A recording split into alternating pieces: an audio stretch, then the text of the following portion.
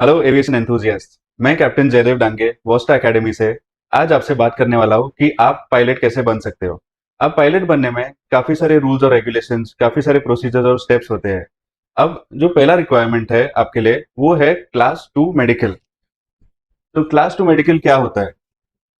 आपके class 2 medical में हमें blood test, vision test, hearing test, x rays, sonography और काफी सारे टेस्ट करने होते हैं। इससे हमें पता चलता है कि हम कितने फिट है पायलट बनने के लिए। अब इसकी जो एलिजिबिलिटी है वो है 16 इयर्स ऑफ एज और 10 पास। इसके बाद आप कभी भी अपना क्लास 2 मेडिकल कर सकते हो। फिर जो आपका नेक्स्ट स्टेप है, आपको ईजीसीए के वेबसाइट पे जाके आपको एक आईडी बनाना होगा। अब जो ये डॉक्यूमेंट्स मांगते हैं वो आपको अपलोड करके आपको ईजीसीए आईडी मिल जाएगा। इस वेबसाइट के थ्रू आपको जो डॉक्टर्स है और उनके जो कॉन्टैक्ट नंबर्स है वो आपको मिल जाएंगे। तो अब आप ये डॉक्टर्स को कॉन्टैक्ट करके आप एक एनएबीएल या एनएबीएच हॉस्पिटल से आपके टेस्ट करवा के डॉक्टर के पास ले जाके आपका अप्रूवल ले सकते हो क्लास 2 मेडिकल के लिए। अब ये इंपॉर्टेंट है कि सब टेस्ट एनएबीएल और एनएबीएच लैब से ही होने चाहिए, क्योंकि डीजीसीए इनको मानता है और ये ऑथराइज सेंटर्स होते हैं। अब जो इसकी कॉस्ट रहती है वो होती है तकरीबन 6 से 8 हज़ार तक। अब ये कॉस्टिंग हर एक सेंटर में अलग है, हर एक डॉक्टर अपने चार्जेस लेता है, तो इसके लिए कॉस्ट थोड़े अलग होते हैं।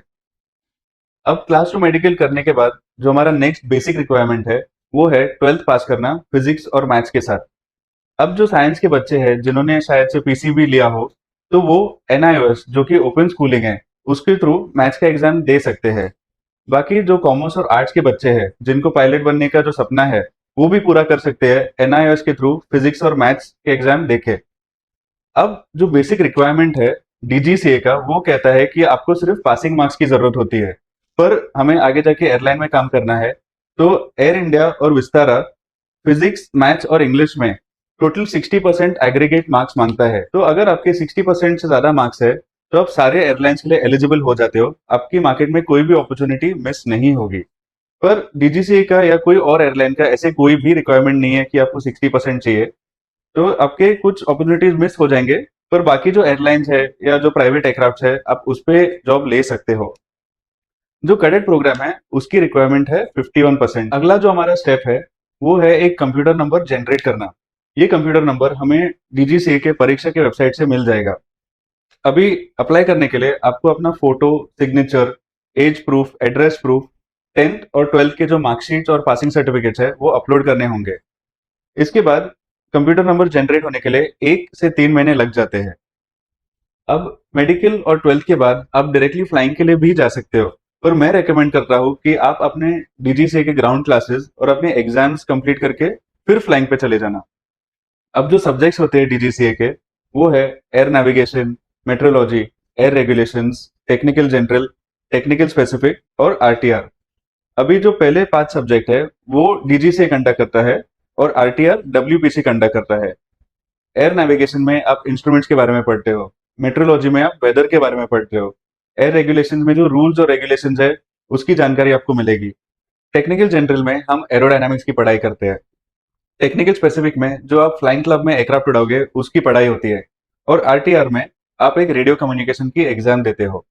जो बच्चे इंडिया के बाहर फ्लाई करना चाहते हैं उनको सिर्फ 3 एग्जाम देने होते हैं, एयर नेविगेशन, मेट्रोलॉजी और एयर रेगुलेशंस। अब एयर नेविगेशन और मेट्रोलॉजी दोनों मिला के एक कॉम्पोजिट एग्जाम बन जाता है। तो दिखने में तो 2 एग्जाम है, पर एक्चुअली पढ़ाई 3 की करनी होती है।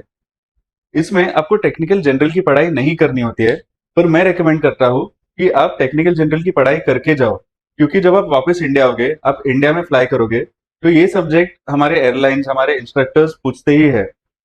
तो इसकी पढ़ाई बहुत जरूरी है प्रैक्टिकल फ्लाइंग के लिए भी। ये सब एग्जाम्स के पासिंग मार्क्स है 70 आउट ऑफ 100। अगर आपको 69 मिलता है तो डीजीसी आपको फेल करेगा, 100 लाते हो तो वेरी गुड, बट मिनिमम 70 हमें जरूरी है। जो क्लासेस और एग्जाम्स की ड्यूरेशन है वो 6 से 9 महीने की होती है। हर 3 महीने में एग्जाम्स कंडक्ट किए जाते हैं और आपके प्रोफिशिएंसी के ऊपर आप 3 महीने में, 6 महीने में या 9 महीने में पूरे और सारे एग्जाम्स दे सकते हो। अब बात आती है हमारे फ्लाइंग की, जो आपके जर्नी का सबसे मजेदार पार्ट है। तो अब इसमें जो डीजीसी की रिक्वायरमेंट्स है वो है 200 plus 20 hours of total flying time. उसमें हम 185 आवर्स सिंगल इंजन पे करते हैं और 15 आवर्स मल्टी इंजन पे। और जो सिम्युलेटर आवर्स है वो टोटल 20 है, जिसपे 10 आवर्स आपके मल्टी इंजन पे होते हैं और 10 आवर्स सिंगल इंजन पे। तो जो ये 15 प्लस 10 आवर्स मल्टी इंजन पे होते हैं, वो कुल मिलाकर 25 आवर्स होते हैं, जो एयरबस की रिक्वायरमेंट है टाइप रेटिंग के लिए। अब ये रिक्वायरमेंट डीजीसीए का नहीं है, बोइंग का नहीं है, एटीआर का नहीं है, और आप अगर फ्लाइट इंस्ट्रक्टर बनना चाहते हो तो उसकी भी कोई रिक्वायरमेंट नहीं है मल्टी इंजन करने की। पर जो एयरबस की रिक्वायरमेंट है वो पूरी हो जाती है। बट एक इशू आया था बीच में, जो एयर इंडिया एक्सप्रेस ने एग्जाम रखा था, वो एग्जाम था बोइंग का, बट उनकी रिक्वायरमेंट थी 15 आवर्स प्लस 10 आवर्स। तो मैं सजेस्ट करूंगा कि आप आपके मल्टी इंजन के आवर्स जरूर कीजिएगा, ताकि आपके और अपॉर्चुनिटीज के चांसेस मिस ना हो जाए। आपके फ्लाइंग आवर्स होने के बाद आपको कमर्शियल पायलट का लाइसेंस मिल जाएगा, पर कहानी यहाँ तक खत्म नहीं होती है। अब बात आती है टाइप रेटिंग की। तो ये एक स्पेशलाइज्ड कोर्स है बोइंग या एयरबस या एटीआर ऐसे टाइप्स के एयरक्राफ्ट के स्टडी के बारे में। तो ये कोर्स होते हैं 45 से 60 डेज के, और ये डीजीसीए सर्टिफाइड इंस्टीट्यूट में होते हैं, या तो इंडिया में या तो इंडिया के बाहर। तो ये एक अलग से आपको करना होगा, जिससे आपको थोड़ा स्पेशलाइज्ड ट्रेनिंग मिल जाएगा एयरलाइन के एयरक्राफ्ट उड़ाने के लिए। फिर आता है आपका एयरलाइन सिलेक्शन प्रोसेस। अभी इसके जो स्टेप्स है वो है, पहले आपका रिटन एग्जाम होगा, फिर एक साइकोमेट्री टेस्ट होगा, फिर एक कंप्यूस टेस्ट होगा, एक personal interview, simulator check, medical and drug test, और उसके बाद आपका एयरलाइन ट्रेनिंग स्टार्ट होगा, जो एयरलाइंस आपसे एक चार्ज लेंगे, और यहाँ से आपका करियर स्टार्ट होता है। ये जो पूरा कोर्स है उसका मैं आपको ड्यूरेशन और जो कॉस्ट है वो बताने जा रहा हूँ। पहले जो मेडिकल्स है उसे 1 से 2 दिन लग जाते हैं। कॉस्टिंग है 6,000 to 8,000 रुपीज। फिर जो आपकी डीजीसीए के ग्राउंड क्लासेस है उसका ड्यूरेशन है 3 to 6 मंथ्स। कॉस्ट है 2.5 to 3.5 lakhs। जो फ्लाइंग है उसका ड्यूरेशन है 6 to 12 मंथ्स। कॉस्ट है 35 to 45 lakhs। फिर आपका जो टाइप रेटिंग है वो है 45 to 60 डेज का, और उसका कॉस्ट है 15 to 20 lakhs। अब बात आती है सैलरीज की। तो सैलरी कितनी मिलती है एक पायलट को? जब आप जूनियर फर्स्ट ऑफिसर होते हो एज ए ट्रेनी, तो आपकी सैलरी होती है 60,000 to 1 लाख रुपीज। फिर आप रिलीज होने के बाद फर्स्ट ऑफिसर बन जाते हो, तब आपकी सैलरी होगी बिटवीन 1.5 to 2.5 lakhs। फिर 1500 आवर्स के बाद, और जब आप एटीपीएल क्लियर करते हो, उसके बाद आप सीनियर फर्स्ट ऑफिसर बन जाते हो, तब आपकी सैलरी होती है 3 to 4.5 lakhs।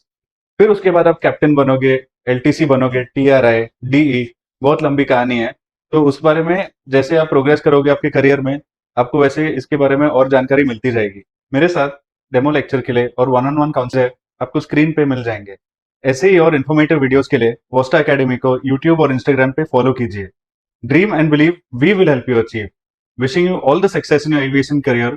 Thank you so much for watching the video.